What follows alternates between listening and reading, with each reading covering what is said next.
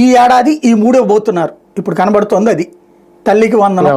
అది కూడా రేపు బడ్జెట్ లో ఎంతమందికో తెలుస్తారు. బయటికి చెప్పరు అనుకుంటా ఏది ఎంతమందికి అనేది చెప్పకుండా బడ్జెట్ ఇంత కేటాయించామంటారు.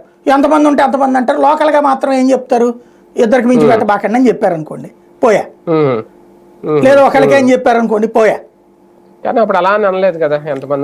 అదే అది తర్వాత తెలుస్తుంది, అది బయటికి చెప్పనీయరు. అది ఎత్తుగడ వీళ్ళకి తెలుసు. అది కాదండి, అలాంటి రూల్స్ పెడితే నిమ్మల రామానాయుడు లాంటి వాళ్ళు ఇప్పుడు ఏం చేయాలి, ఏం సమాధానం చెప్పాలి? అయ్యో భలేవారండి, ఏడాది నుంచి ఇవ్వకపోతే ఏది ఇవ్వకపోతే ఎవడేం చేస్తున్నాడు? అవన్నీ ట్రోల్ చేసుకోవడానికి పనికొస్తాయి. ఎవడేం పెగ్గలడు ఒకసారి అధికారంలోకి వచ్చాక. నువ్వు ఇవ్వలేదు కాబట్టి ఏం చేస్తారు? జనం ఎవరైనా తిడతారా కొడతారా?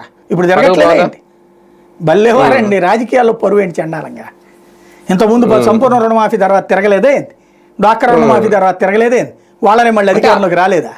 అంటే సార్ ఈ మంత్రులు కూడా అప్పుడు ఎమ్మెల్యేలుగా ఉన్నప్పుడు కూడా, ఎందుకంటే నిమ్మల రామానాయుడు అప్పుడు ఎమ్మెల్యేగానే ఉన్నారు, వీళ్ళందరూ కూడా నమ్మారు చంద్రబాబు గారు వస్తే చేసేస్తారని నమ్మే పాపం వాళ్ళు అంత బలంగా చెప్పారు ప్రతి ఇంటికి వెళ్ళి.